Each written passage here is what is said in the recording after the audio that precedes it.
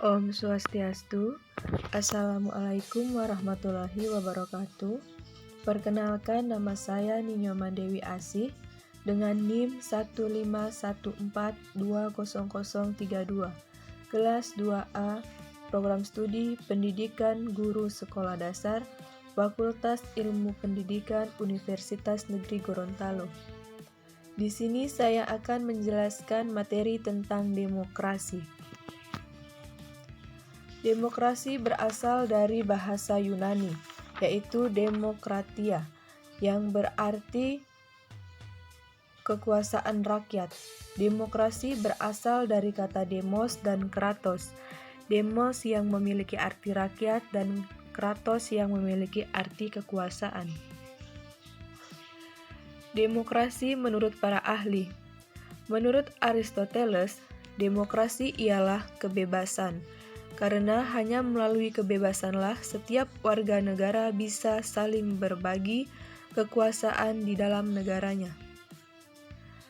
Menurut Carlos Costello, demokrasi ialah sebuah sistem sosial serta politik pemerintahan diri dengan adanya kekuasaan-kekuasaan pemerintah yang tetap dibatasi oleh hukum dan kebiasaan dalam melindungi hak-hak perorangan dari warga negara.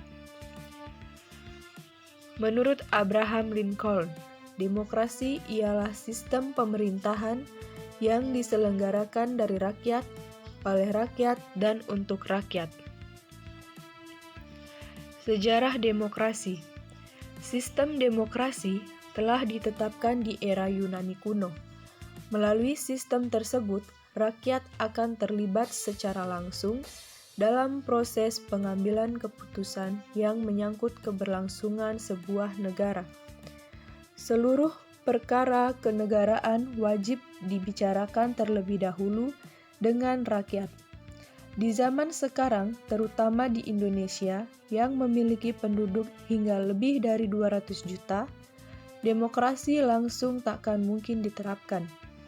Oleh karenanya, dibentuk Dewan Perwakilan Rakyat selaku perpanjangan tangan aspirasi rakyat.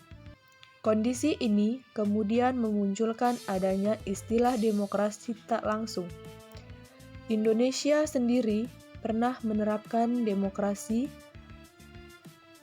terpimpin pada era Presiden Soekarno, kemudian pada era Presiden Soeharto diusung demokrasi Pancasila hingga era reformasi seperti sekarang ini. Prinsip demokrasi. Yang pertama, negara berdasarkan konstitusi. Prinsip demokrasi ini terkait Undang-Undang Dasar maupun semua hukum yang ditetapkan, di mana konstitusi akan dijadikan landasan berbangsa serta bernegara. Yang kedua, peradilan tidak memihak dan bebas.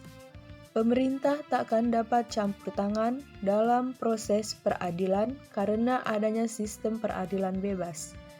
Yang ketiga, kebebasan berpendapat dan berserikat. Tiap warga negara akan dapat secara bebas membentuk organisasi maupun berserikat.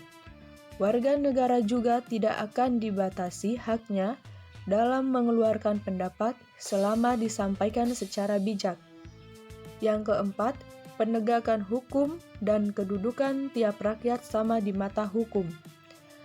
Kebenaran serta keadilan takkan dapat tercipta tanpa adanya penegakan hukum.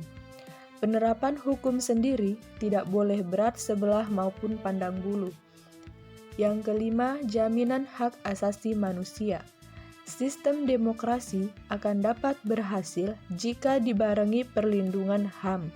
Sehingga negara pun harus menghargainya dengan tidak melakukan aksi-aksi pelanggaran HAM.